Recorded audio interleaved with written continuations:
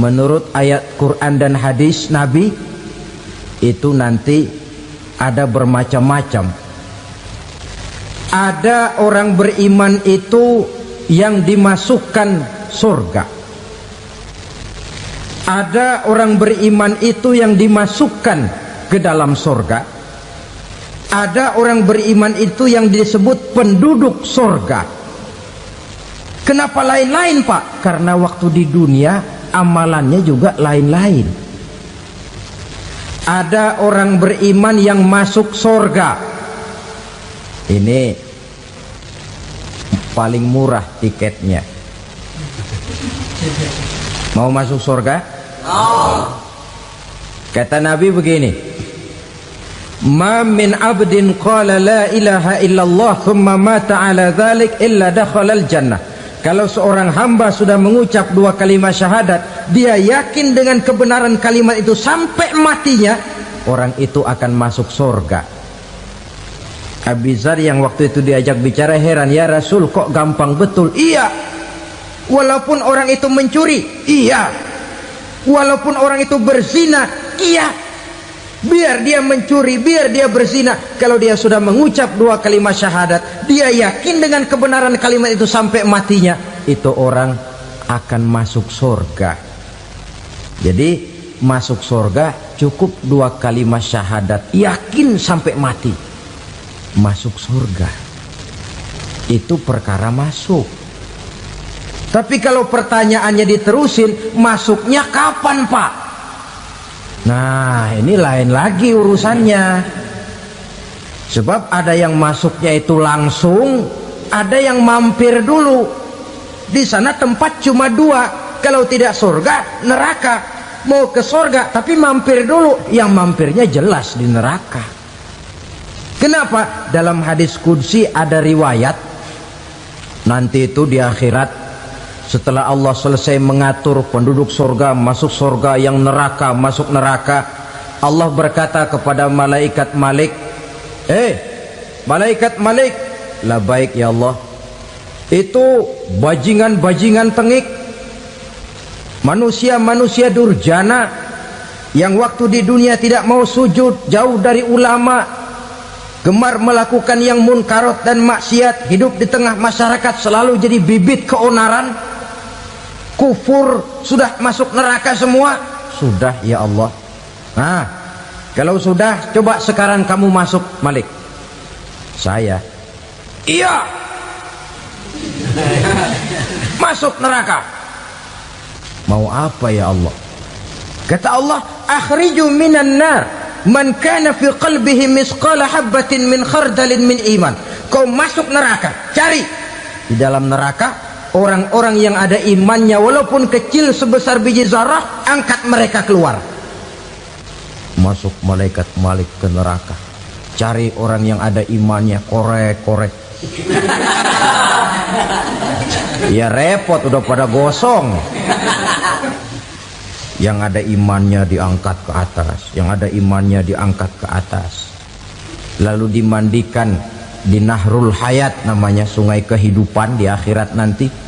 Cakep lagi rupanya, bersih lagi wajahnya, apel di hadapan Allah. Kata Allah, bagaimana Mas? Kapok nggak sampean? Kapok ya Allah. Nah, kalau kapok, idhab fadkhulil jannah, pergi masuk surga sana.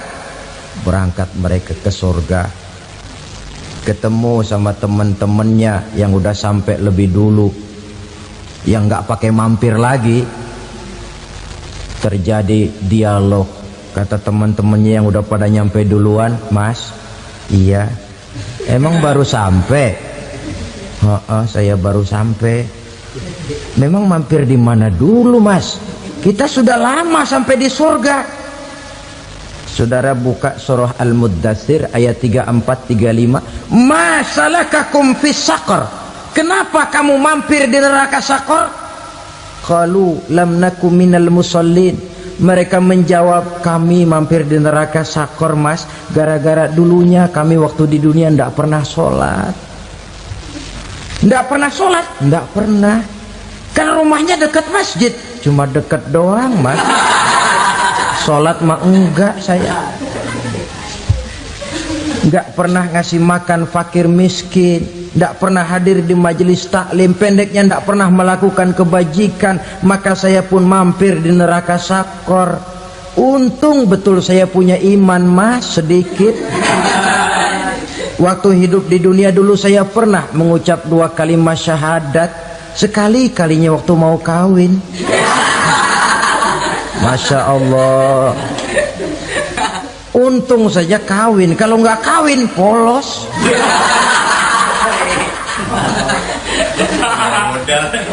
Itu juga pengulu sudah setengah mati ngajarin. Asyhadu alla, asyaduaan, asyaduaan.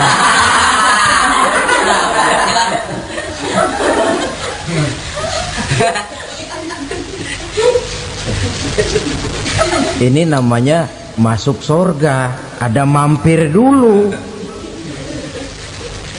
Ada pula orang mukmin itu yang dimasukkan surga. Namanya dimasukkan kan terima beres. Saya masuk ke rumah, jalan sendiri, cari tempat sendiri. Saya dimasukkan ke dalam rumah, terima beres. Pokok ada di dalam, itu dimasukkan namanya. Nggak pakai mampir. Tapi tentu tiketnya lebih mahal ketimbang yang pertama tadi. Apa kata Allah? Innal ladzina amanu wa amilus salihat la ukaffiranna anhum sayyi'atihim wa la udkhilannahum jannah. Sesungguhnya orang-orang yang beriman kemudian beramal soleh, kami hapuskan segala dosa dan kesalahannya, kami masukkan mereka ke dalam surga. Lihat ayatnya, Allah yang memasukkan, kita yang dimasukkan. Tidak pakai transit, tidak usah mampir. Cuma tidak cukup syahadat, tidak cukup amanu, tapi diiringi dengan wa'amilus salih. Iman, amal. Tidak cukup syahadat, lalu dibuktikan dia sholat, dia zakat, puasa, lalu dia melakukan berbagai macam kebajikan. Ini yang menyebabkan dia tidak pakai mampir di tempat yang bernama sakor. Lalu ada pula orang mukmin itu yang disebut penduduk surga. Wah, ini sudah VIP ini. Ashabul jannah, penduduk surga. Siapa mereka? Kata Allah, innal ladzina amanu summa istaqamu fala khaufun alaihim wala hum yahzanun ulaika ashabul jannah hum fiha khalidun.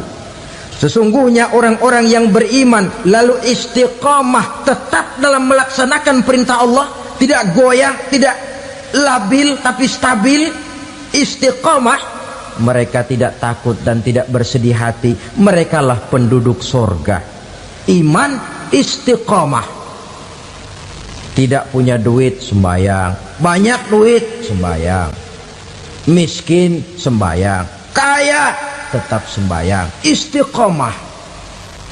Kadang orang kalau susah rajin ke masjid, banyak duitnya ngelihat masjid melengos. Waktu miskin hamba Allah, setelah kaya jadi hamba harta. Bergeser, tidak ada nilai istiqomahnya. Saudara-saudara, dengan begitu penduduk neraka itu dua. Ada penduduk permanen, ada penduduk yang semi permanen. Yang semi permanen orang-orang beriman yang mempunyai dosa besar. Mereka masuk ke neraka untuk menerima azab sesuai dengan dosanya. Bila selesai masa azab itu, mereka akan diangkat untuk ditempatkan kembali ke dalam surganya Allah Subhanahu wa ta'ala. Nah, dikala itulah saudara-saudara, ada yang disebut syafaat dari Rasulullah Sallallahu Alaihi Wasallam. Tapi tentu jangan lupa, syafaat ini ibarat kain menambal dia.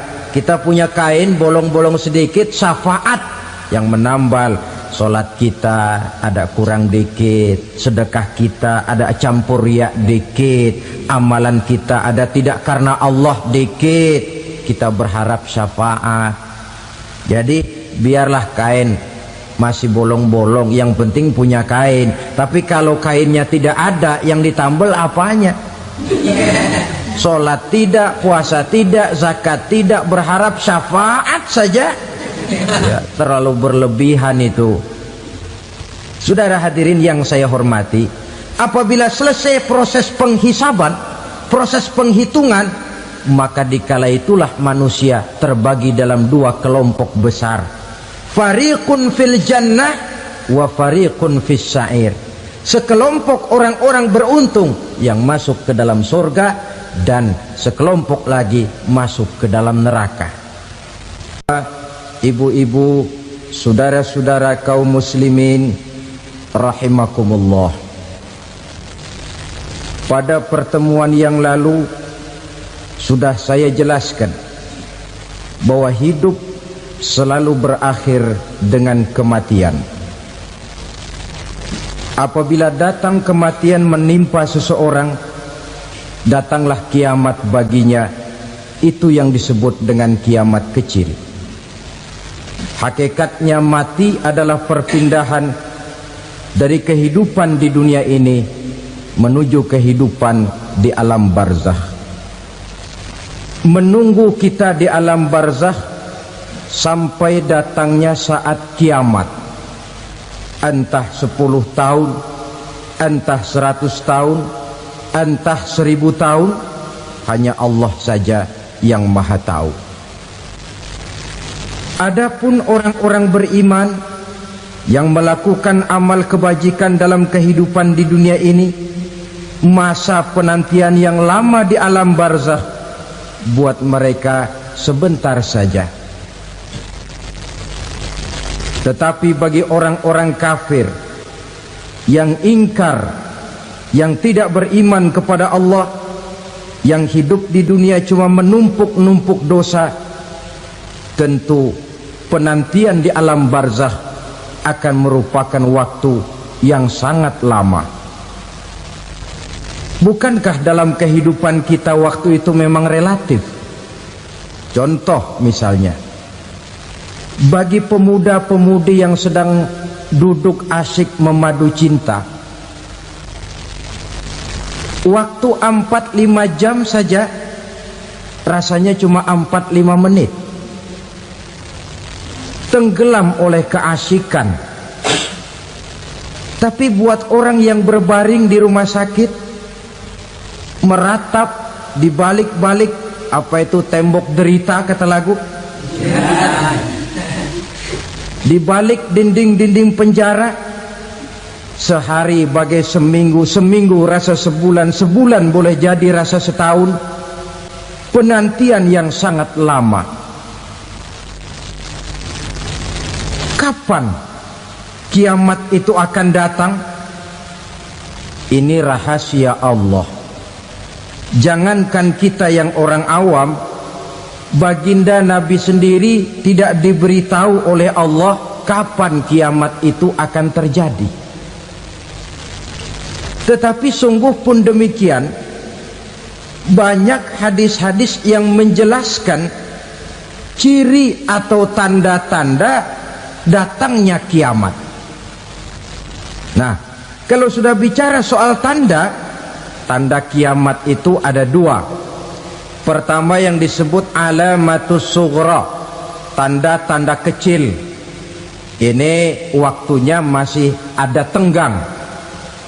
Ada yang dinamakan alamatul kubra, tanda-tanda besar, artinya kiamat sudah diambang pintu. Apa tanda-tanda kecil dari datangnya hari kiamat itu? Misalnya kata Nabi, apabila ilmu sudah diangkat oleh Allah, artinya apabila ulama sudah banyak wafat, minat orang belajar agama berkurang, lalu kebodohan nampak merajalela di mana-mana, zina dikerjakan secara terbuka, minuman-minuman keras jadi kebanggaan, itu termasuk di antara tanda-tanda kecil terjadinya hari kiamat. Apalagi misalnya iza waladatil ammatu rabbataha, apabila budak sudah melahirkan tuan, Apa maksudnya? Ada yang mentafsirkan apabila anak sudah bisa membudaki orang tuanya. Orang tua yang melahirkan dia, yang membesarkan dia, demi setelah si anak besar jadi orang berpangkat, bertitel, berharta, berkedudukan, jadilah orang tua itu budaknya. Sehingga sering dibilang kalau orang tua kaya, anak jadi raja. Tapi kalau anak yang kaya, orang tua sering jadi budak. Apalagi munculnya fitnah yang bergelombang, timbul perang antara dua bangsa yang besar, waktu berjalan terasa sangat pendek sekali.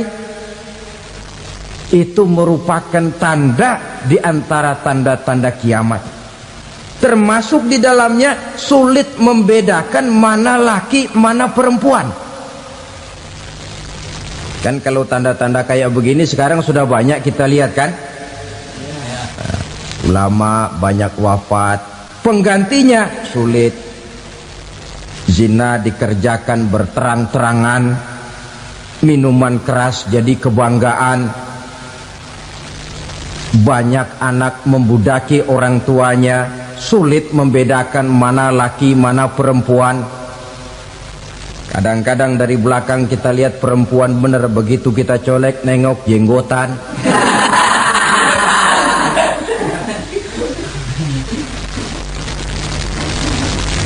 Ini termasuk tanda-tanda kecil, masih ada tenggang sampai akan terjadinya kiamat itu. Nah, yang dimaksud dengan tanda-tanda besar, ini tanda besar artinya kiamat sudah di ambang pintu. Pertama, matahari terbit dari sebelah barat. Apabila matahari sudah terbit dari arah sebelah barat, tertutuplah sudah pintu taubat. Bersabda Nabi kita, la taqumus sa'atu hatta tatlu'a syamsu min maghribiha. Tidak akan datang hari kiamat sampai matahari terbit dari arah sebelah barat. Wa iza tala'at, manakala matahari telah terbit dari arah sebelah barat, wara'ahan nasu, manusia banyak menyaksikan itu, amanu ajma'un, mereka pun lalu beriman. Yang tadinya kafir, yang tadinya ingkar, yang tadinya membangkang, setelah melihat matahari terbit dari sebelah barat, buru-buru beriman, berlomba-lomba mengucap dua kalimat syahadat. Tapi apa yang terjadi? Kata Nabi, wadzalika hina la yanfa'u nafsan imanuha lam takun amanat min qabl. Hari itu adalah hari yang iman sudah tidak berguna lagi bagi seseorang apabila sebelumnya memang dia tidak pernah beriman. Au kasabat fi imaniha khaira, atau beriman tetapi tidak pernah melakukan kebajikan di dalam keimanannya itu.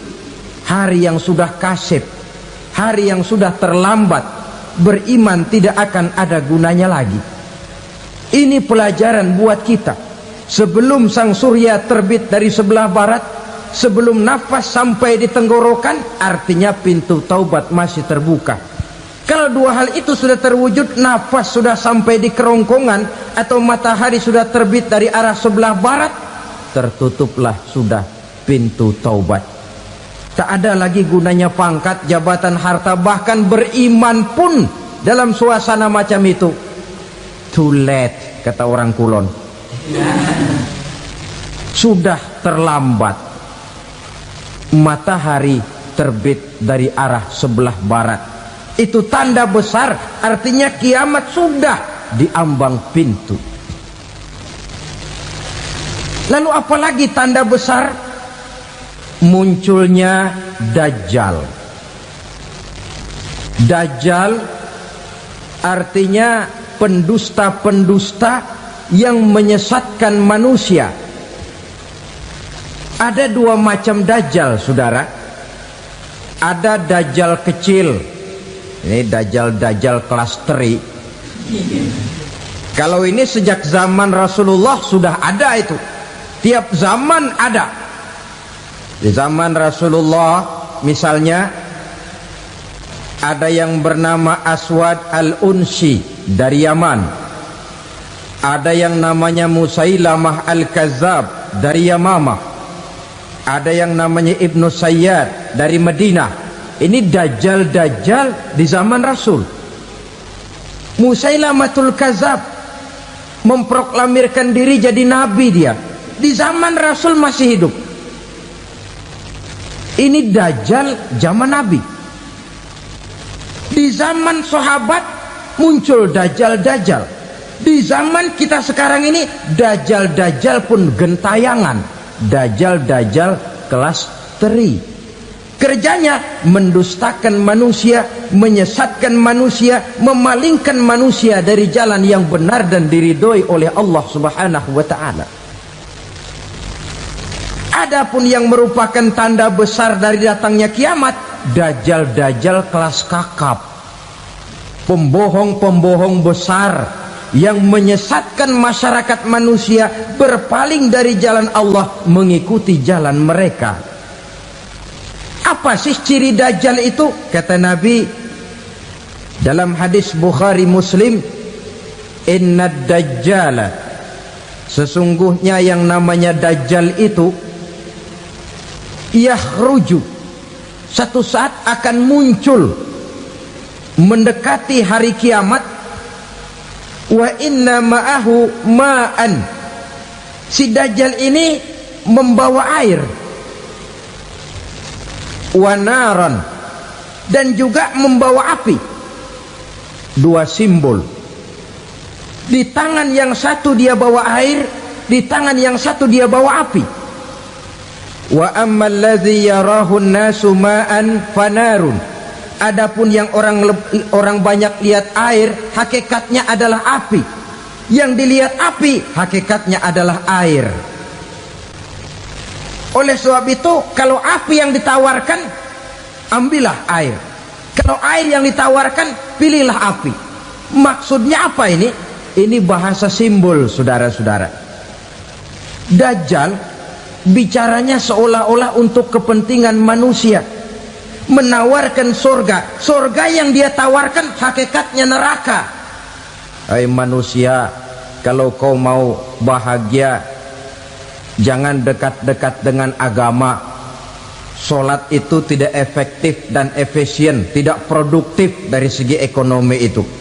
Menghadiri majelis taklim cuma buang-buang waktu. Tahajud, tasbih, tahlil, baca Quran, apa itu? Pekerjaan mubazir saja. Hidup ini cuma sekali, masa yang cuma sekali, manfaatkan dengan sebaik-baiknya. Mumpung, dibawanya sifat mumpung, tetapi dalam pengertian yang sangat negatif. Bicaranya seolah-olah untuk kepentingan manusia, tetapi sebenarnya menjerumuskan manusia. Menawarkan air, tapi sebenarnya api. Menawarkan api, tapi hakikatnya air. Buat apa kamu sholat? Buat apa kamu bayar zakat? Buat apa kamu puasa? Surga yang dicanangkan Dajjal, hakikatnya neraka. Neraka yang digambarkan Dajjal, pada dasarnya adalah surga. Jadi memutarbalikan fakta itu kerjaan Dajjal. Yang hak jadi batil, yang batil dibilang hak, yang benar jadi salah, yang salah malah jadi benar. Tuntunan disuruh jadi tontonan, tontonan malah menjadi tuntunan. Itu pekerjaan Dajjal profesinya. Zamannya Nabi Adam, Dajjalnya kan iblis. Betul? Betul. Apa sih rayuan iblis itu? Allah setelah menciptakan Nabi Adam kan bilang, Adam, kau dan istrimu Hawa tinggal di surga ini. Seluruh fasilitas yang ada di surga persilahkan kau nikmati. Satu yang tidak boleh, jangan coba-coba dekati pohon khuldi. Dekat saja jangan, apalagi sampai memetiknya. Datang Dajjal yang namanya iblis ini. Adam, kamu tahu nggak kenapa tidak boleh makan buah khuldi? Ya nggak tahu, pokoknya saya dilarang. Bodoh kamu Dam. Khuldun artinya kekal. Kalau kamu makan itu buah, kau akan kekal di surga buat selamanya. Allah tidak kepengen, maka dilarang kamu makan buah khuldi. Kalau kau ingin kekal di surga Adam, makan saja. Saya bicara begini ini untuk kepentingan kamu Adam. Ini kan ciri-ciri Dajjal. Bicaranya sih seolah-olah untuk kepentingan Nabi Adam, hakikat sebenarnya menjerumuskan Nabi Adam supaya ingkar dan melanggar larangan dari Allah Subhanahu wa ta'ala. Jadi setelah muncul Dajjal, timbul kekacauan-kekacauan di masyarakat. Banyak yang terpengaruh, terpedaya dan terpesona. Termasuk mereka yang memproklamirkan diri jadi nabi, mereka yang memproklamirkan diri jadi rasul di zaman sesudah Rasulullah wafat. Itu adalah Dajjal. Maka saya ingatkan, kalau di zaman kita sekarang ini ada orang ngaku jadi nabi, ada orang ngaku jadi rasul, biar bahasa Arabnya kental, Quran hafal, hadis ribuan hadis hafal, biar pakai serban sampai menyengser ke tanah, bahasa Arabnya fasih, tapi dia mengaku jadi nabi, jadi rasul, kita umat Islam wajib tidak percaya. Wajib untuk tidak percaya. Itulah Dajjal zaman kita sekarang ini.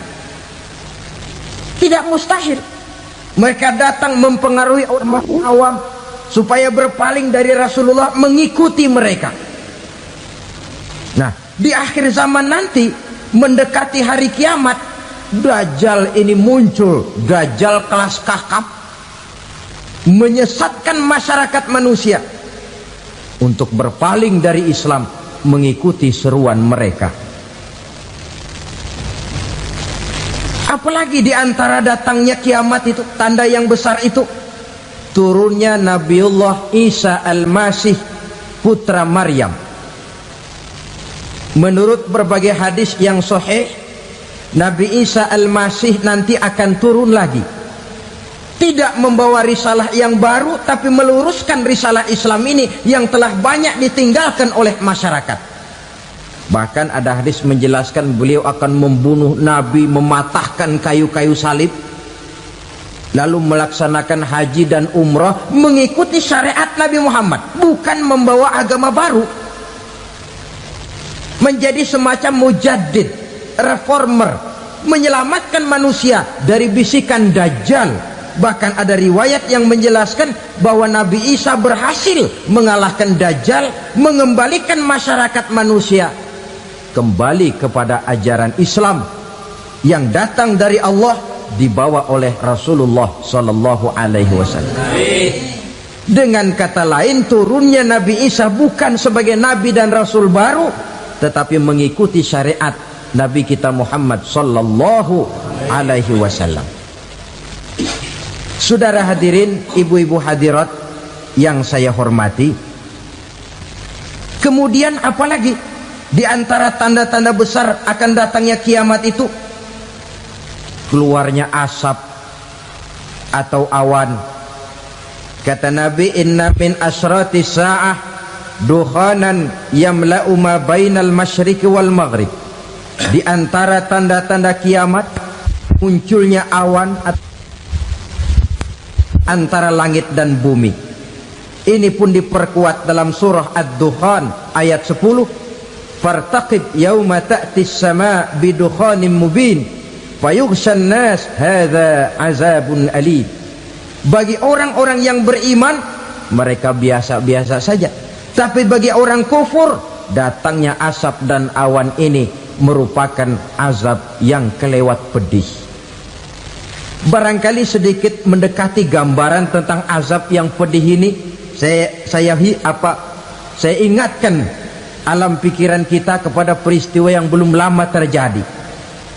Pernah dengar berita bocornya reaktor nuklir di Chernobyl, Uni Soviet? Pernah dengar? Nah, bocornya reaktor nuklir di Chernobyl yang mengakibatkan ratusan, bahkan sangat mungkin ribuan nyawa. Cuma satu reaktor. Bagaimana kalau seluruh cadangan nuklir yang dimiliki oleh para negara adikuasa ini diledakkan?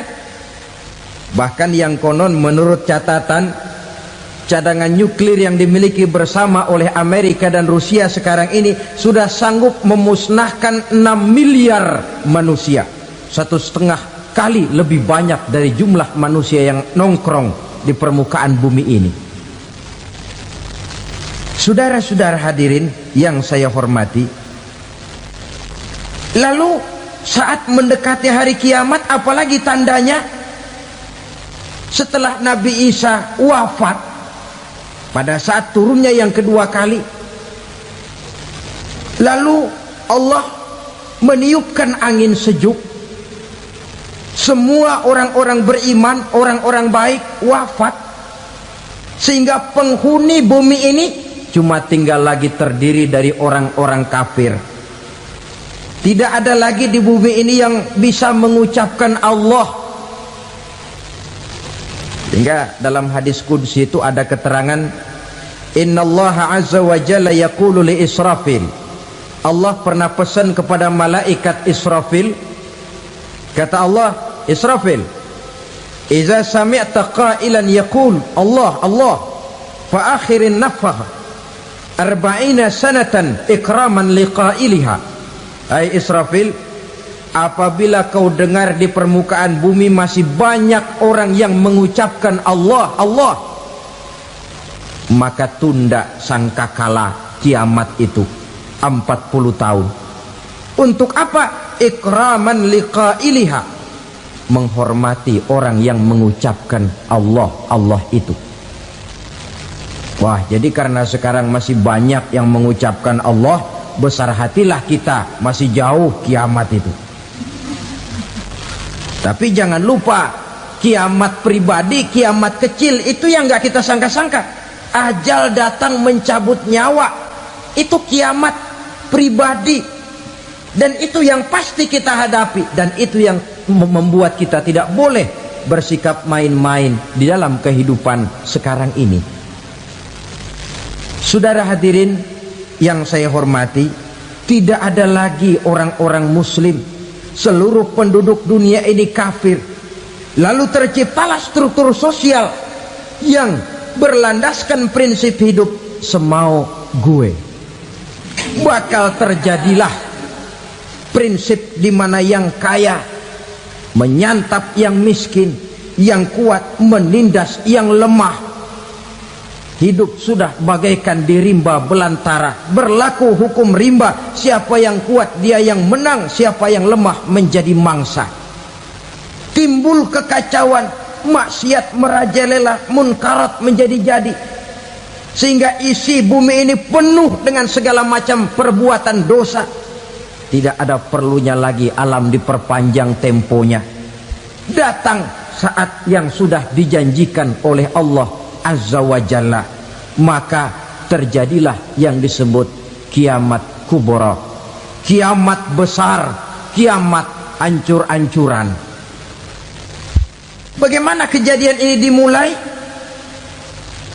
Dalam surah Az-Zumar ayat 68, Allah Subhanahu wa taala berfirman, wa nufikha fis suri fasa'iqa man fis samawati wa man fil ardi illa man sya'allahu. Maka manakala ditiuplah sangkakala, terkejutlah seluruh yang ada di langit dan seluruh yang ada di bumi. Bila saat kiamat datang, Allah perintah malaikat Israfil, Israfil, tiup sangkakalamu. Ditiuplah sangkakala oleh malaikat Israfil. Yang akibat daripada tiupan itu, seluruh yang ada di langit, seluruh yang ada di permukaan bumi terkejut. Yang ada di langit siapa? Malaikat kan. Bayangin aja kalau malaikat kaget, apalagi kita. Terkejut seluruh makhluk yang ada di bumi, yang ada di langit mendengar suara sangkakala itu. Bunyinya tidak sanggup kita bayangkan dahsyatnya. Ledakan nuklir, ledakan neutron belum apa-apa ketimbang bunyi sangkakala malaikat Israfil ini. Nah, lalu mendengar bunyi sangkakala ini, Gemparlah makhluk, kacaulah alam. Bumi gempa, planet-planet bertabrakan, gunung meletus, air laut tumpah ke darat, angin topan bertiup, halilintar menyambar. Lalu semua yang bernama hidup mati total. Mati bareng tanpa persiapan. La haula wala quwata illa billah. Saya kadang-kadang dalam tafakur bermohon, ya Allah, mudah-mudahan saya enggak nemuin kiamat beneran. Ngeri. Tidak bisa kita bayangkan macam apa suasana seperti itu. Allah saja banyak memberikan gambaran, misalnya Al-Qari'ah, wa mal qari'ah, wa ma adraka mal qari'ah. Kejadian yang menggemparkan. Tahukah kamu apa kejadian yang menggemparkan itu? Yauma yakunun nasu kal farasil mabsus wa takunul jibalu kal ihnil manfus. Pada saat itu manusia berterbangan bagai kupu-kupu, gunung berterbangan seperti kapas ditiup angin. Gunung saja macam kapas, konon lagi manusia. Kematian total, mulai semut sampai gajah mati, jin mati, iblis mati, malaikat mati. Oh, malaikat saja mati. Saudara hadirin yang saya hormati, kematian total yang tanpa persiapan. Orang bilang, Pak, kalau mati bareng begitu yang repot malaikat maut dong ya. Cabut sana, cabut sini. Itu kalau menurut logika kita, mestinya begitu menurut logika. Tapi logika juga yang nggak perlu serepot itu. Sebab untuk mematikan listrik di wilayah DKI, di wilayah Jakarta, nggak perlu tiap rumah didatengin, matiin, ya lama. Cukup dari kantor pusatnya saja PLN, tekan satu tombol, gelaplah seluruh Jakarta. Saudara hadirin yang saya hormati, kematian total. Lalu setelah kematian total, planet-planet juga mati, dalam arti tidak bergerak dan beredar. Angin mati, dalam arti tidak bertiup. Air mati, dalam arti tidak ada riak gelombang. Pokoknya semua mati. Kullu nafsin za'iqatul maut, semua yang bernafas mati. Dalam ayat lain, kullu man 'alaiha fan, semua yang ada di permukaan bumi fana. Yang kekal cuma Allah Subhanahu wa ta'ala. Yang paling belakang mati malaikat maut dan malaikat Israfil. Tapi mati juga sesuai dengan janji Allah. 40 lamanya. Tidak dijelaskan oleh Abi Hurairah 40 jam, apa 40 hari, apa 40 tahun. Hadis-hadis cuma menyebutkan 40 saja. Sunyi alam, yang tinggal cuma Allah saja lagi. Ketika itu Allah berseru-seru, katanya, limanil mulkul yauma, siapa para penguasa hari ini? Mana itu raja-raja dan penguasa yang dulu mengaku jadi Tuhan? Fir'aun, mana Fir'aun sekarang? Yang dulu jadi raja, merasa berhasil, sombong, lalu tidak mau turun-turun dari kekuasaannya, sampai kepada puncak kekurang ajarannya mengangkat diri jadi Tuhan. Mana itu Fir'aun?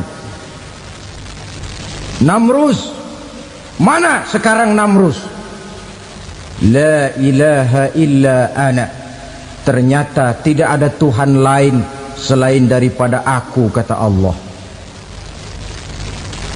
Proses kemudian, saudara-saudara, turunlah hujan dari langit. 40 lamanya hujan itu. Tidak jelas juga 40 jam apa 40 hari.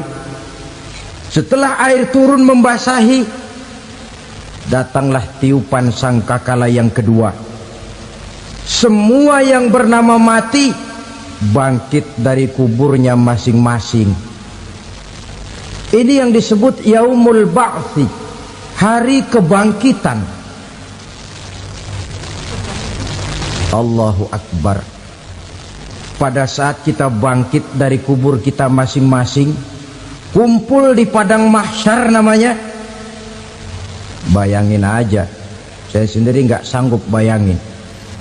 Manusia sejak zaman Adam sampai zaman kiamat kumpul bareng di tempat sama. Berapa banyaknya itu?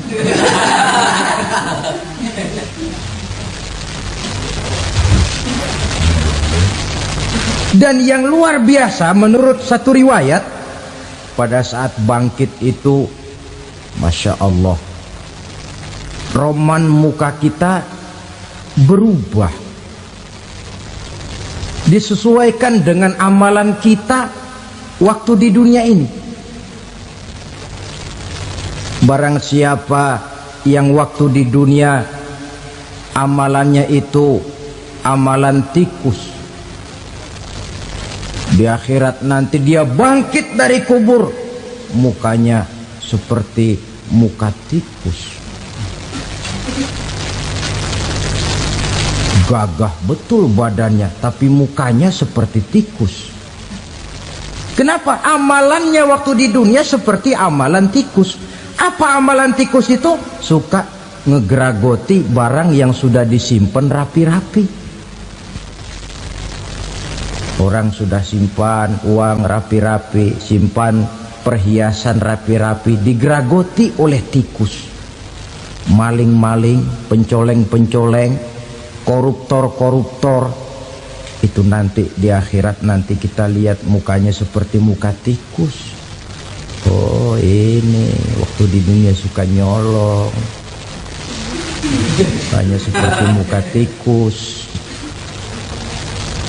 Barang siapa yang waktu di dunia ini amalannya itu amalan macan, dia akan bangkit nanti mukanya seperti muka macan. Apa amalan macan? Macan itu amalannya menang-menangan. Orang yang mau menang saja nggak mau mengalah. Coba lihat di hutan, kenal hutan nggak? Di hutan, raja hutan di mana-mana pasti macan, betul kan? Betul. Padahal hutan belum pernah bikin pemilihan umum. Tapi macan tidak peduli ada pemilihan umum apa tidak, pokok saya raja. Sebab apa? Macan jadi raja itu bukan karena benar, tapi karena kuat jadi raja. Setelah dia jadi raja, rakyat hutan yang mesti dilindungi malah dimakan oleh raja macan. Kambing rakyat hutan dimakan oleh macan. Ayam rakyat hutan dimakan oleh macan. Itu nanti kita lihat di akhirat itu mukanya seperti muka macan, gagah betul. Lalu barang siapa yang di dunia ini amalannya itu seperti amalan anjing, nanti dia punya muka seperti muka anjing. Apa amalan anjing? Pertama, anjing itu kalau disuruh jaga rumah, dia tidak bisa membedakan mana maling, mana tamu. Biar yang datang maling, kalau bawa tulang, anjing kalem. Yang kedua, anjing itu akan setia kepada siapa saja yang memberinya roti. Siapa yang memberinya roti, itulah majikannya. Apa kata majikannya pasti dia laksanakan. Soal benar atau salah dia tidak peduli. Setelah anjing dapat roti, dia tidak punya pilihan lain kecuali bilang, abdi mah kumaha juragan wae ayeuna mah.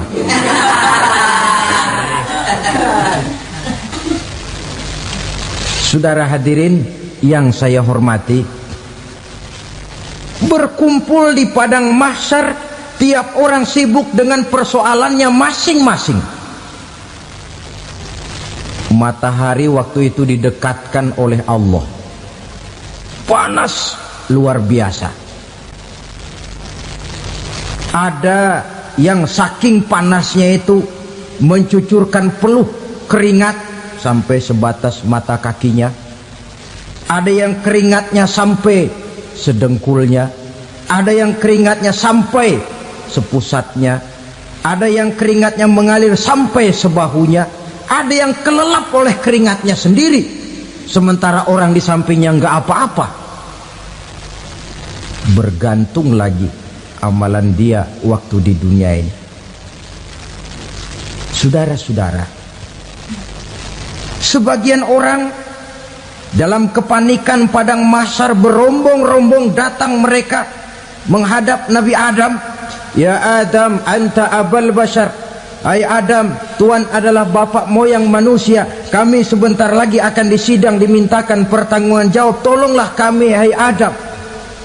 Kata Nabi Adam, jangankan nolongin sampean, saya sendiri tanggung jawab di hadapan Allah. Ketika dulu tidak boleh makan khuldi, saya serobot. Sudahlah, urus diri masing-masing saja, nafsi. Begitu kata Nabi Nuh, begitu kata Nabi Ibrahim. Tiap orang bertanggung jawab sendiri-sendiri.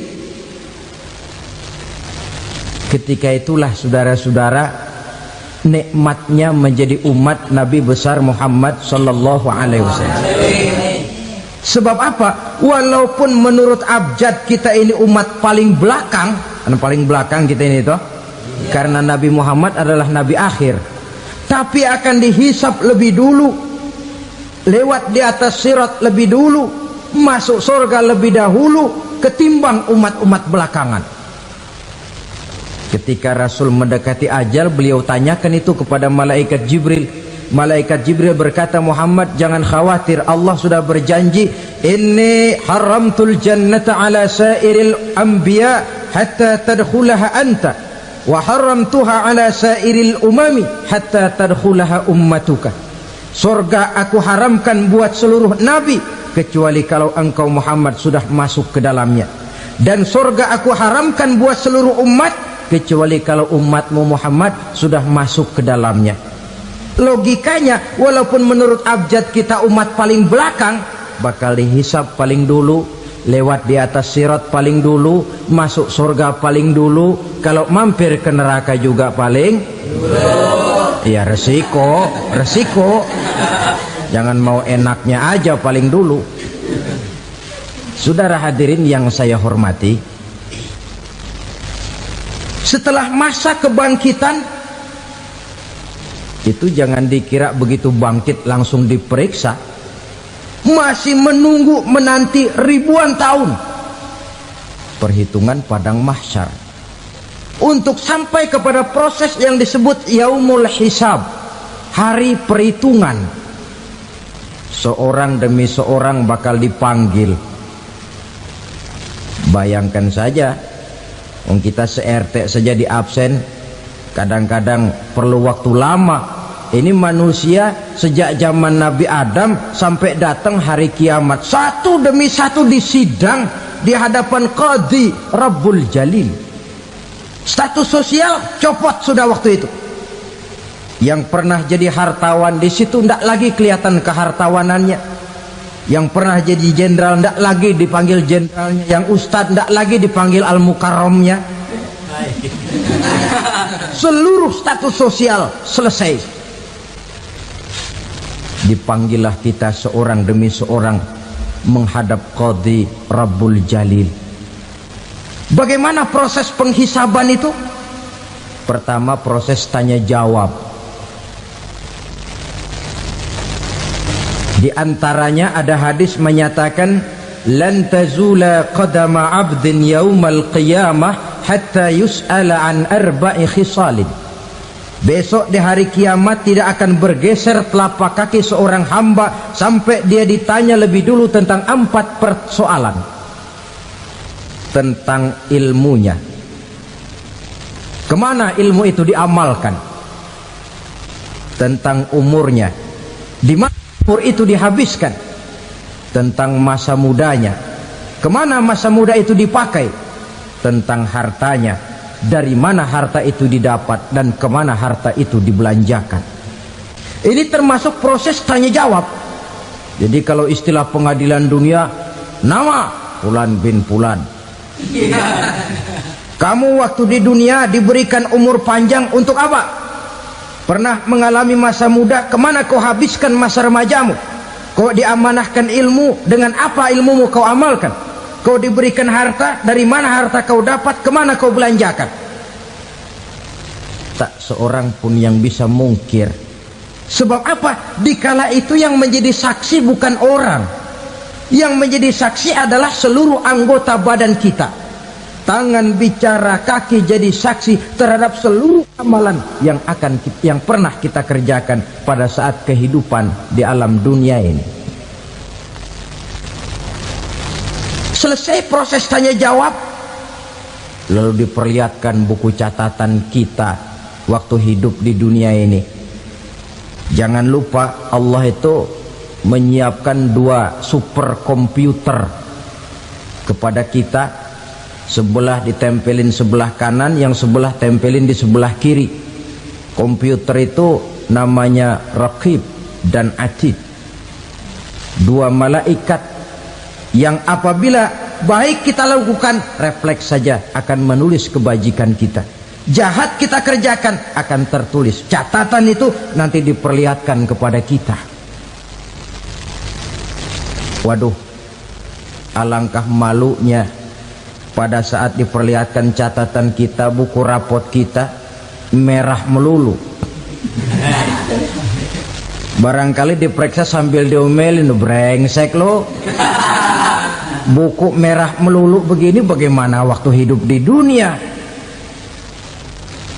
Tidak cukup diperlihatkan buku catatan kehidupan, rekaman kehidupan. Rekaman kehidupan kita secara utuh sejak terlahir sampai ajal datang merenggut nyawa. Barangkali mirip dengan video sekarang ini, di mana terekam dengan baik seluruh kegiatan kita, sejak yang sekecil-kecilnya sampai kepada yang sebesar-besarnya. Untuk kemudian kita pun menerima balasan. In khairan fa khairun wa in syarran fa syarrun. Kalau baik ya baik balasannya, kalau jahat ya jahat juga balasannya. Catatan-catatan kita diberikan. Kalau banyak kebajikannya diberikan di tangan kanan dengan cara yang halus. Kalau banyak kejahatannya diberikan dari sebelah kiri atau dilempar dari belakang. Itulah sebabnya sejak di dunia ini kita sudah mohon kepada Allah. Ketika berwudu membasuh tangan kanan, apa kita bilang? Allahumma a'tini kitabi biyamini wa hasibni hisaban yasira. Ya Allah, berikan saya kitab di tangan kanan, dan kalau saya memang perlu dihisap, hisaplah saya yang seringan-ringannya. Tangan kiri berlindung kita kepada Allah, jangan sampai diberikan kitab di tangan kiri atau dari arah sebelah belakang. Wa a'udzubika an tu'tiya kitabi bishimali aw min wara'i zuhri, dari arah sebelah belakang. Na'udzubillah min dzalik.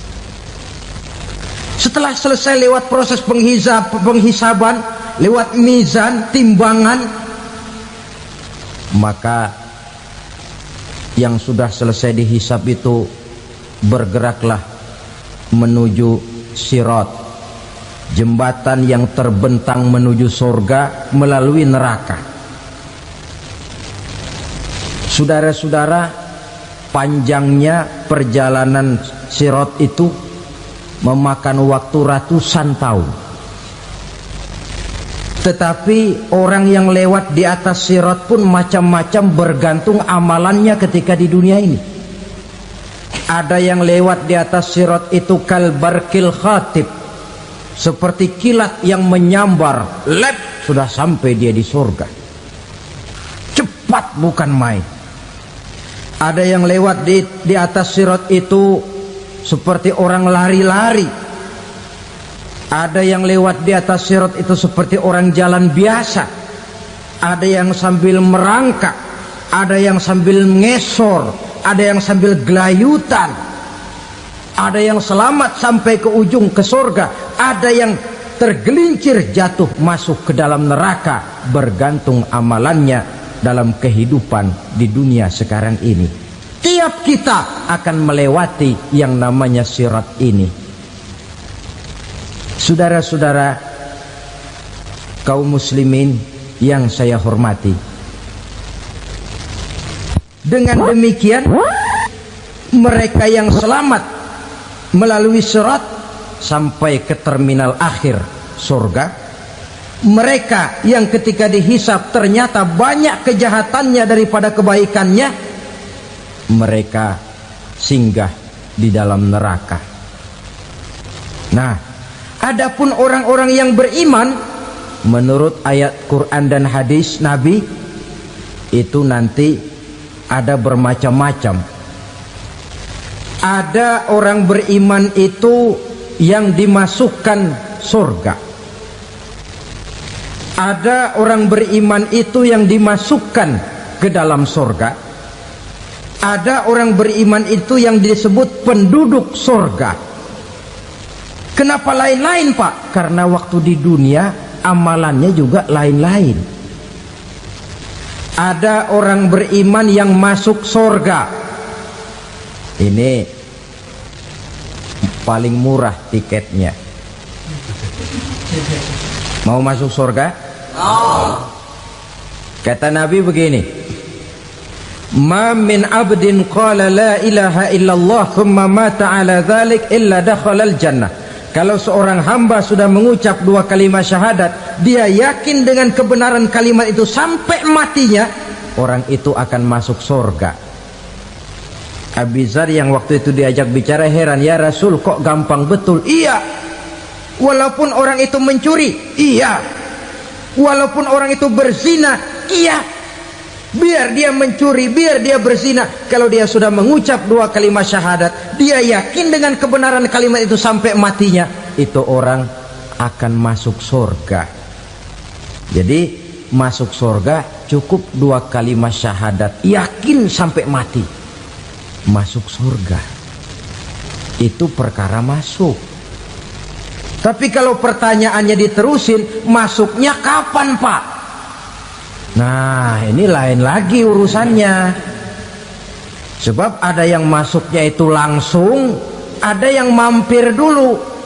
Di sana tempat cuma dua, kalau tidak surga, neraka. Mau ke surga tapi mampir dulu, yang mampirnya jelas di neraka.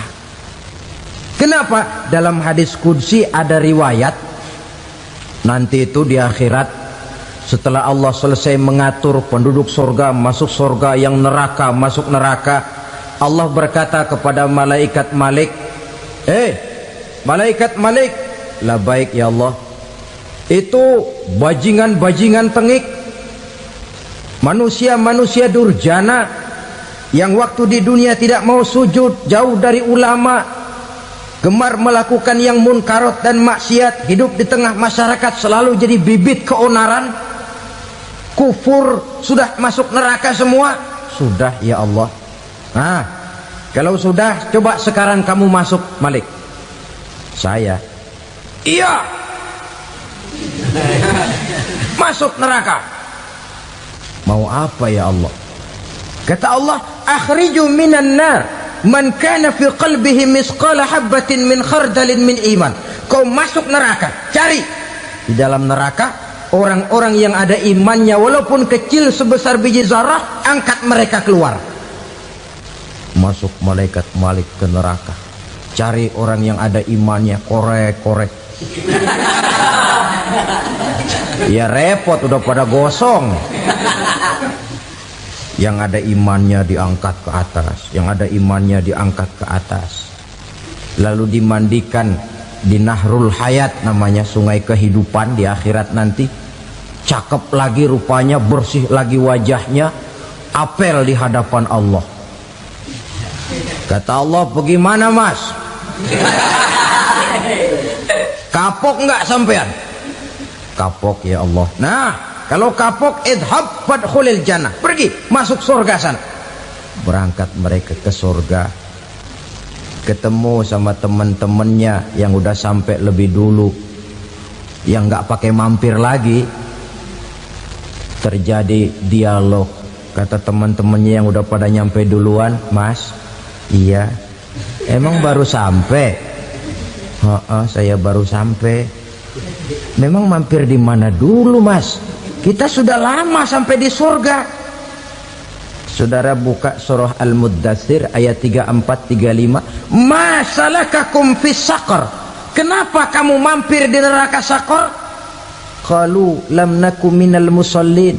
Mereka menjawab, kami mampir di neraka Saqar, Mas, gara-gara dulunya kami waktu di dunia tidak pernah sholat. Tidak pernah sholat? Tidak pernah. Kan rumahnya dekat masjid. Cuma dekat doang, Mas. Sholat mah enggak saya. Enggak pernah ngasih makan fakir miskin, enggak pernah hadir di majelis taklim, pendeknya enggak pernah melakukan kebajikan. Maka saya pun mampir di neraka Saqar. Untung betul saya punya iman, Mas, sedikit. Waktu hidup di dunia dulu saya pernah mengucap 2 kalimat syahadat. Sekali-kalinya waktu mau kawin. Masya Allah. Untung saja kawin. Kalau nggak kawin polos.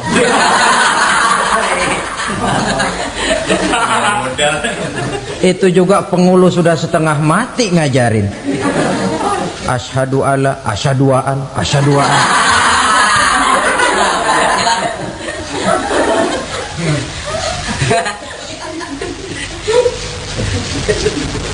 Ini namanya masuk surga, ada mampir dulu.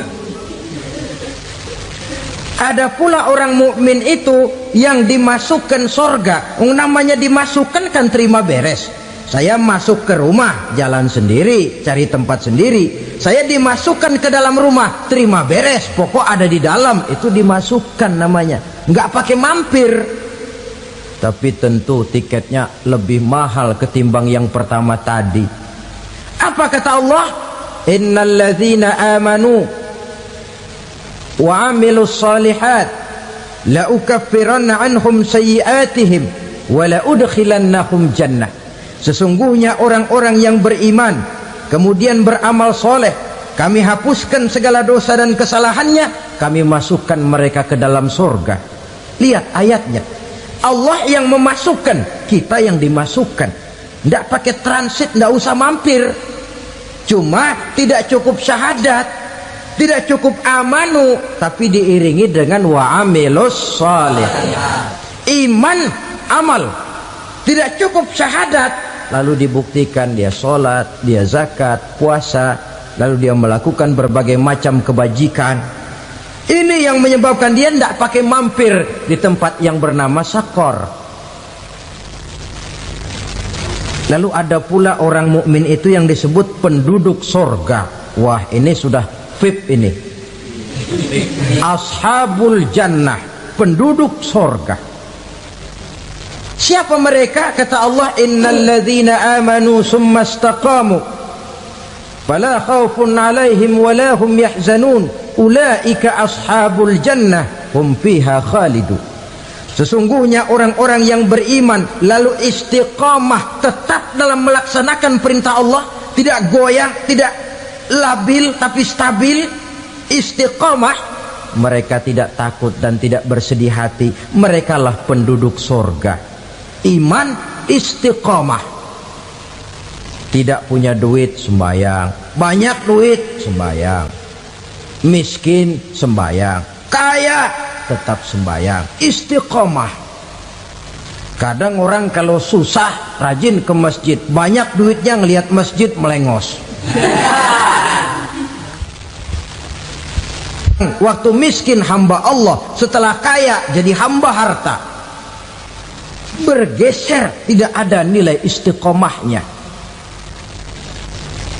Saudara-saudara, dengan begitu penduduk neraka itu dua. Ada penduduk permanen, ada penduduk yang semi permanen. Yang semi permanen orang-orang beriman yang mempunyai dosa besar. Mereka masuk ke neraka untuk menerima azab sesuai dengan dosanya. Bila selesai masa azab itu, mereka akan diangkat untuk ditempatkan kembali ke dalam surganya Allah Subhanahu wa ta'ala. Nah, dikala itulah saudara-saudara, ada yang disebut syafaat dari Rasulullah Sallallahu Alaihi Wasallam. Tapi tentu jangan lupa, syafaat ini ibarat kain menambal dia. Kita punya kain bolong-bolong sedikit, syafaat yang menambal. Solat kita ada kurang dikit, sedekah kita ada campur riak dikit, amalan kita ada tidak karena Allah dikit, kita berharap syafaat. Jadi biarlah kain masih bolong-bolong, yang penting punya kain. Tapi kalau kainnya tidak ada, yang ditambal apanya? Solat tidak, puasa tidak, zakat tidak, berharap syafaat saja, ya, terlalu berlebihan itu. Saudara hadirin yang saya hormati, apabila selesai proses penghisaban, proses penghitungan, maka dikala itulah manusia terbagi dalam dua kelompok besar. Fariqun fil jannah wa fariqun fis sa'ir.